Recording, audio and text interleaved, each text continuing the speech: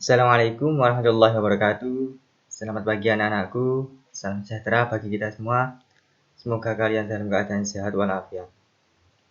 Pertemuan keempat kali ini kita akan membahas peralatan tangan atau hand tool.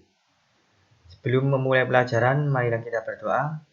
Semoga apa yang kita pelajari bermanfaat. Berdoa mulai.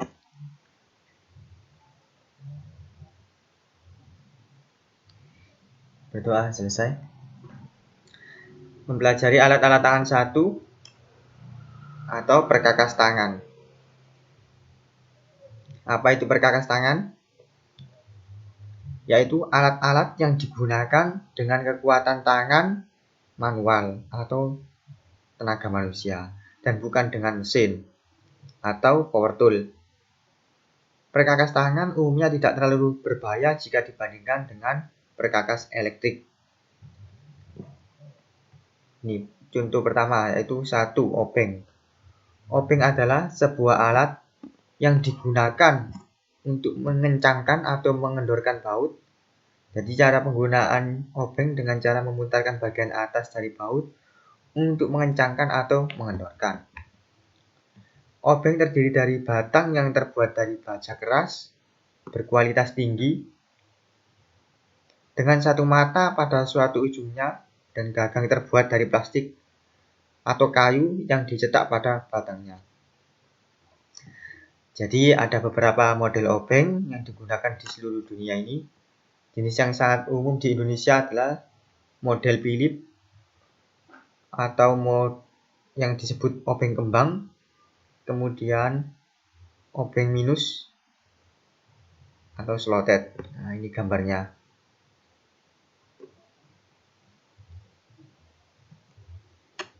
Nah,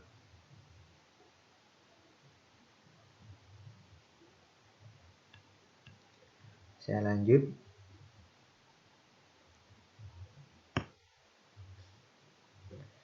Kemudian ini ada obeng ketok.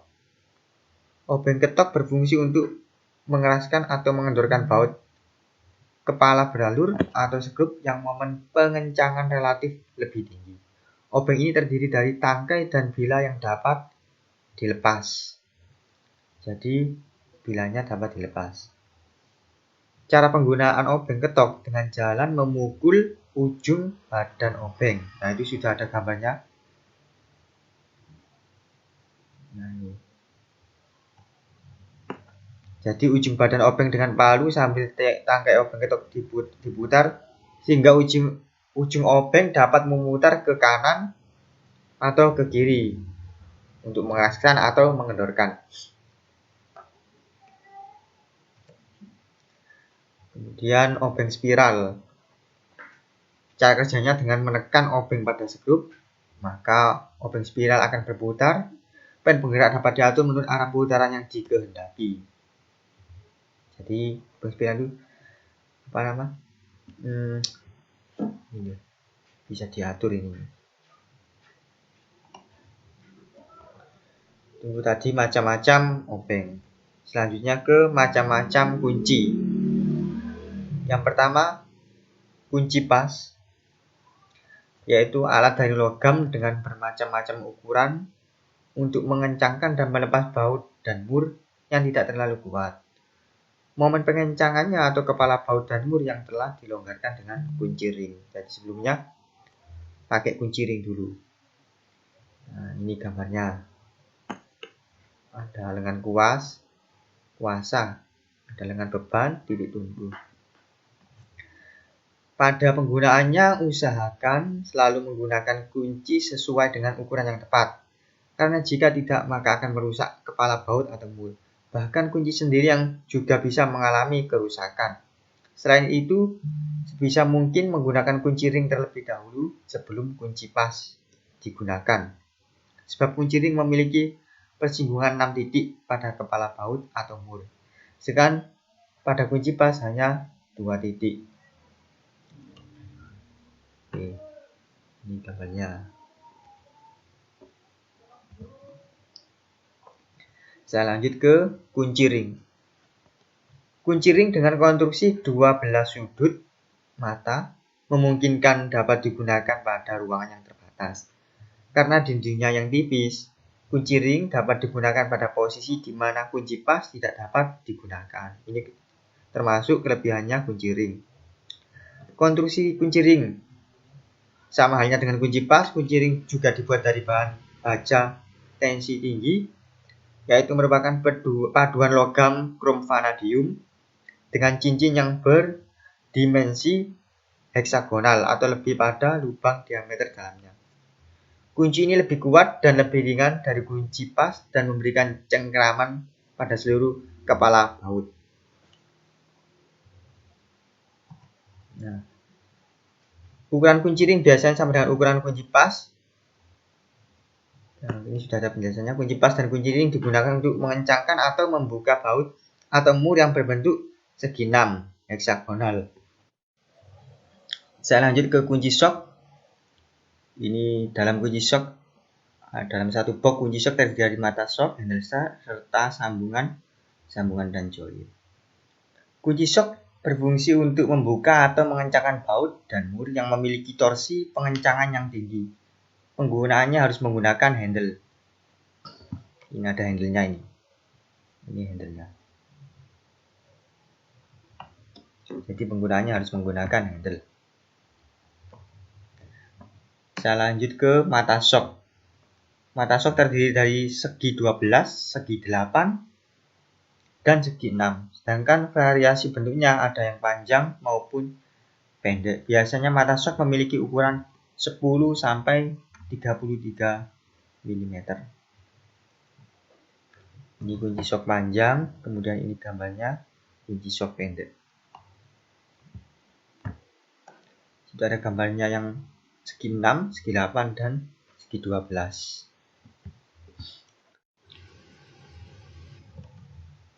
Saya lanjut ke sliding handle atau gagang kunci shock model sliding, yaitu merupakan salah satu alat pemegang mata shock yang bisa digeser posisinya sepanjang batang handle. Hal ini menguntungkan apabila digunakan pada area kerja sempit. Ini bisa digeser ini. Kemudian speed handle memiliki keuntungan bisa memutar baut dengan cepat karena prinsipnya sama dengan menggunakan bor tangan manual untuk baut-baut yang panjang. Tidak perlu melepas dan memasang handle pada shock. Saya lanjut ke extension. Alat ini hanya merupakan alat bantu penyambung antara pemegang handle dengan mata shock. Extension ini memiliki panjang yang bervariasi.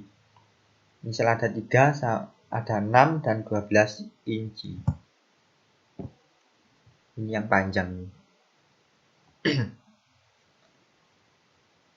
Kemudian gagang kunci shock fleksibel atau nut spinner merupakan alat pemegang yang memiliki ujung bebas bergerak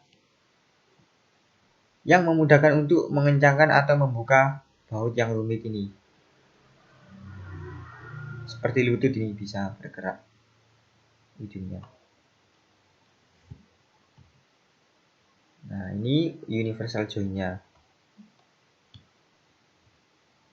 Kadang kita menemui suatu keadaan di mana saat mengencangkan atau membuka tidak dalam posisi tegak lurus dan kesulitan dalam memutar. Hal ini dapat diantisipasi menggunakan universal joint. Merupakan sambungan multi engsel. Saya bergerak ini. Kemudian kunci heksagonal dan kunci bintang, atau paling enak menyebutnya kunci L. Ini berfungsi untuk membuka dan melepas baut skrup dengan bentuk kepala heksagonal atau berbentuk bintang. Ini fungsinya sudah saya terah ini.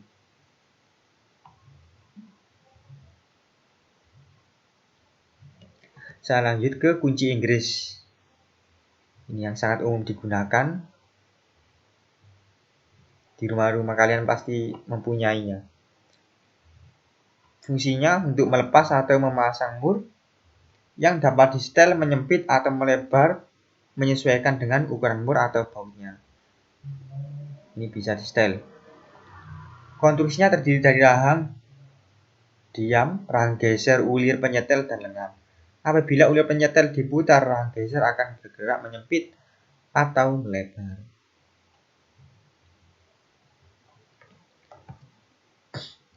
Ini saya lanjut ke kunci pipa.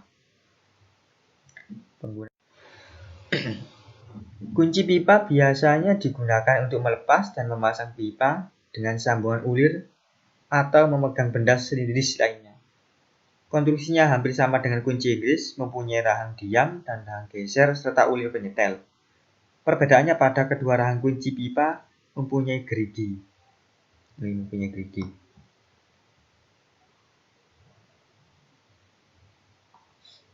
Untuk menahan pipa supaya tidak bergeser atau lepas saat dijepit oleh kunci, ini fungsinya mempunyai gerigi, fungsinya gerigi. Kemudian saya lanjut ke kunci momen. Nah, ini pada kendaraan, baut dan mur harus dikencangkan sesuai dengan kebutuhan. Karena apabila ikatannya tidak kuat, maka ikatan akan lepas menimbulkan kecelakaan. Nah, ini tipe penyetel mikrometer. Ini kunci momen. Jadi ada 3 jenis kunci momen, yaitu tipe penyetel mikrometer, model batang jarum, dan model dial indikator. Ada 3. Yang ini tipe penyetel mikrometer. Memiliki konstruksi hubung mata shock, penyetel arah putar, batang. Ini penyetel arah putar, memiliki batang. Kemudian sistem seperti kunci Inggris, sistem Inggris ataupun metrik, pegangan kunci momen dan pengunci sekaligus. Kedua, tipe batang jarum memiliki konstruksi hubung mata shock, jarum penunjuk,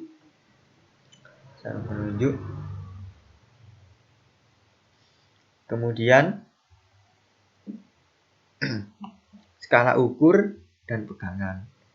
Baut yang dikencangkan sampai pada skala ukur tertentu langsung dibaca pada kunci momen yang ditunjukkan oleh jarum. Oleh karena itu perlu ketelitian dan kecermatan dalam mengencangkan baut, sekaligus melihat ukuran torsi pengencangan pada alat. Jadi bisa di setel melalui penunjuk jarum ini. Terakhir, tipe dial indikator.